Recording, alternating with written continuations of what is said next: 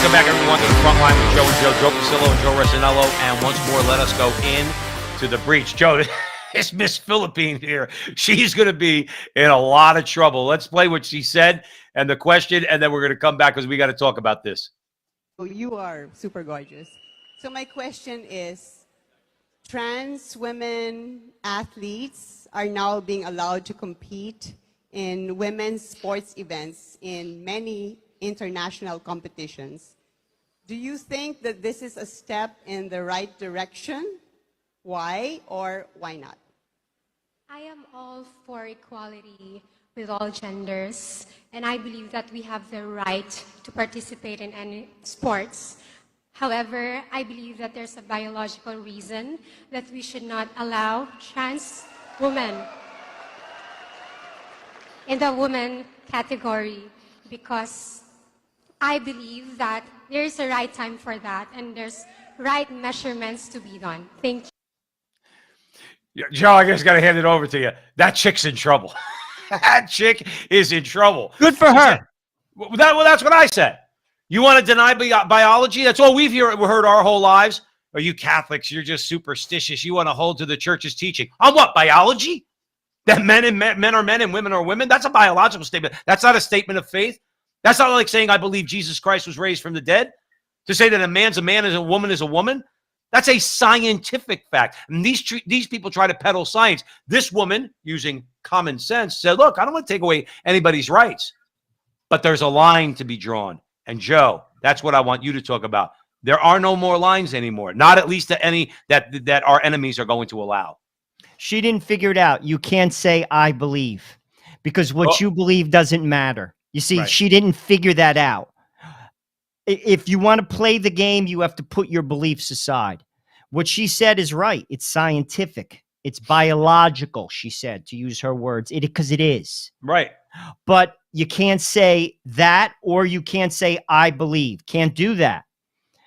And to be honest with you, you have to be willing to not get invited to the party. So maybe she loses. So what? You see, that's kind of the attitude that people have to say. So what? Right. Then you don't like me because I'm going to say the truth, because I'm going to stand by science, because I'm going to stand by my religion. I'm sorry, I can't help you there. Well, look at what happened to that hockey player. What was it? Yeah, on the Flyers, he was like Russian Orthodox. Yeah, he's Russian Orthodox. He's not wearing a rainbow flag. Sorry, fellas, I'm not wearing a rainbow flag. That's, basically is what he was saying. I'm not going to do the pregame wearing a rainbow flag. I'm a man, for heaven's sake. I'm not wearing a rainbow flag. I'm also a religious man, a Christian. I don't agree with that, and I'm not wearing it. But here's the thing, and this is where people have to be willing to say, you don't want me to do that, then I'll do something else. Well, but I want to ask you something. There was a really annoying commentator, a Canadian. When we talk about hockey, probably always talking about Canadians. And he's talking that, not that this guy, now he wanted this guy punished, this hockey player, okay? But he wanted the NHL to get fined $1 million a day until that guy was punished. But you got to catch the language. I want that guy punished. How am I going to go about doing that? Find his bosses. Make life miserable for his bosses, and then his bosses will have to get rid of him or punish him or force him to eat the pork, as I always like to say. Like in the Old Testament, when the king tried to make the brothers eat the pork, and they said, we will not do that. Okay, that's exactly what wearing a rainbow flag is. That's exactly what baking a cake is meant to do. It's supposed to show you who's in control, Joe Resinello. This woman, she is brave. She is brave. Don't worry, she'll be called a white supremacist too. Well, again, I mean, not to get overtly religious, but that's what, what's the saying? It's better to, what's it called? Lose your soul, gain the whole world, but lose your soul. I mean, any person that has that type of mentality, say, then take it. Take it from me. Because I have something, I aspire to something higher. You see, sadly, not enough people do. And that's why they eat the pork. Because they're living for here. Ultimately, like I said, then take it. Because I'm not going to basically go against my belief system. I'm not going to do that. And too many Americans are willing to, because they don't have that anymore. We lost it. Right. We lost it. Many people, Joe. And again, this is not like, as much as the media is trying to make people think otherwise, Democrats are not for girls and boys mixing in sports. Democrats, hardcore Democrats. But again, circling back to what we just said on another conversation, they own enough circles of power where they don't care what you think anymore. Right. They control those circles of power, the government, Hollywood, corporate America, that the voice of the people don't matter anymore. I'm going to do it anyway. Right.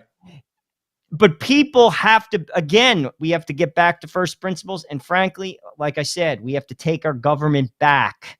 We have to take it back. And Joe, I'm going to say it again. The only way that's going to happen is a second American Revolution. They're never going to get, why do I say that?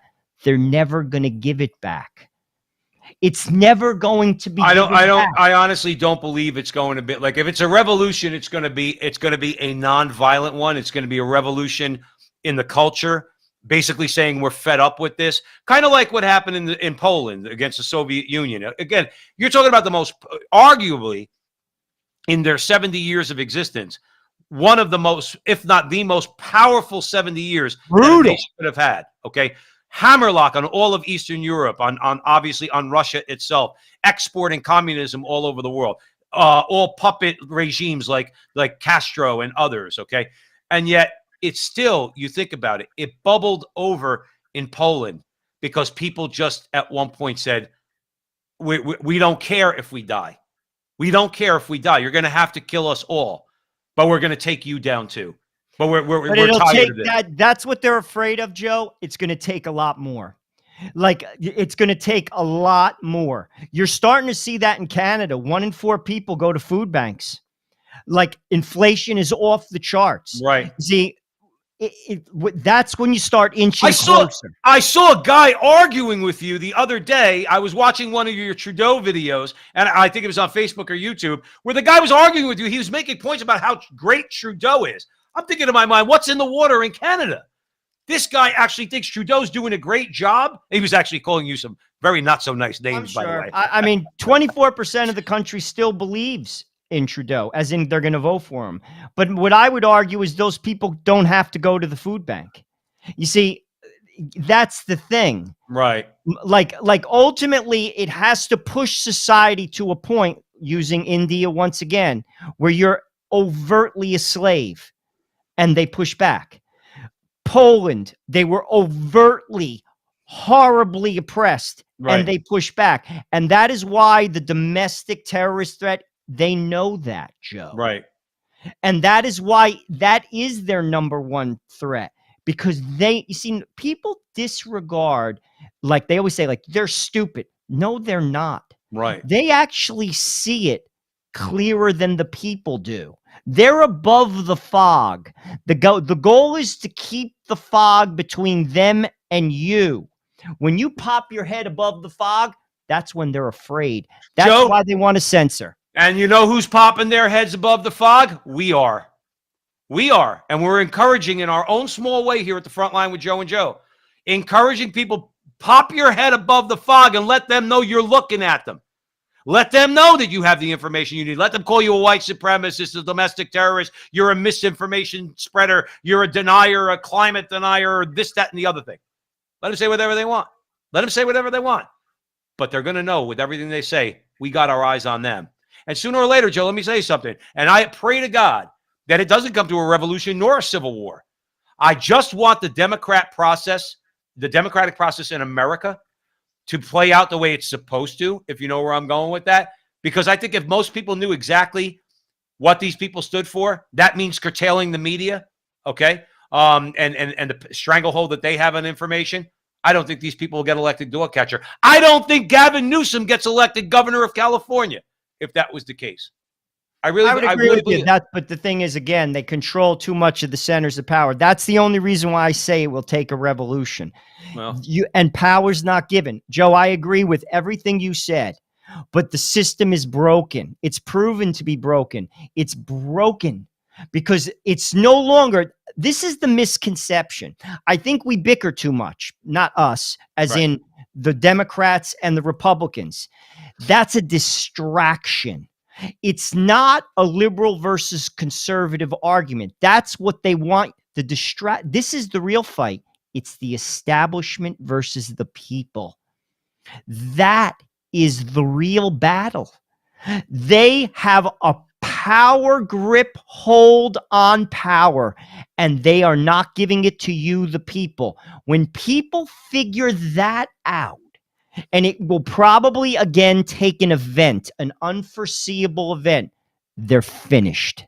Well, let's hope that happens. Thanks for joining us here at the Frontline with Joe and Joe. Wherever you see us on social media, hit a button, like, subscribe, share, follow us on Twitter, do all that fun stuff. We'll see you soon.